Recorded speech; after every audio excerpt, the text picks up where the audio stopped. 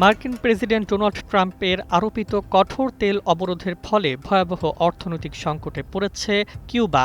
জ্বালানি সংকট, বিদ্যুৎ বিভ্রাট এবং নিত্যপ্রয়োজনীয় পণ্যের ঘাটতিতে বিপর্যস্ত হয়ে পড়েছে দেশটির সাধারণ মানুষ। এমন পরিস্থিতিতে দীর্ঘদিনের বৈরিতা ভুলে অবশেষে ওয়াশিংটনের সঙ্গে আলোচনায় বসেছে হাভানা সরকার।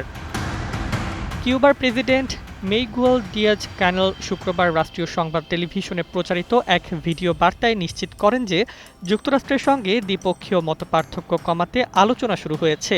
তিনি বলেন, দুই দেশের মধ্যে দীর্ঘদিনের উত্তেজনা সংলাপের মাধ্যমে কমিয়ে আনার লক্ষ্যেই এই উদ্যোগ নেওয়া হয়েছে। তার আশা, এই আলোচনা দুই প্রতিদ্বন্দ্বী দেশকে সংঘাতের পথ থেকে দূরে সরিয়ে আনতে পারে।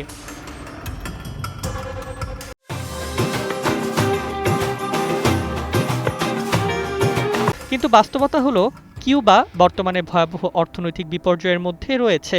বছরের পর বছর ধরে চলা সংকটের সঙ্গে যুক্ত হয়েছে তীব্র জ্বালানি সংকট।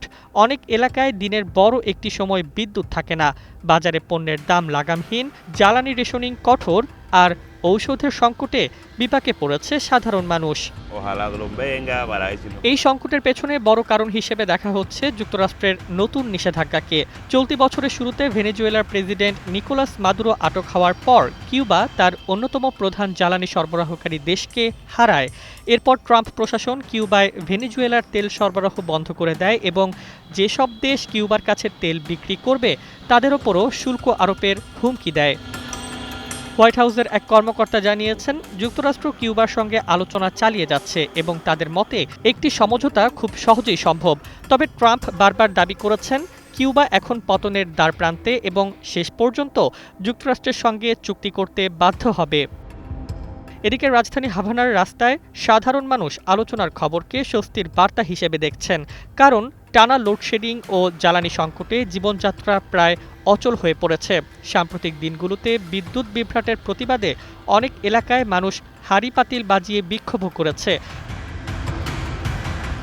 বিশ্লেষকদের মতে দীর্ঘদিনের অর্থনৈতিক অবরোধের সঙ্গে নতুন তেল নিষেধাজ্ঞা যুক্ত হওয়ায় কিউবার সংকট এখন আরও গভীর হয়েছে।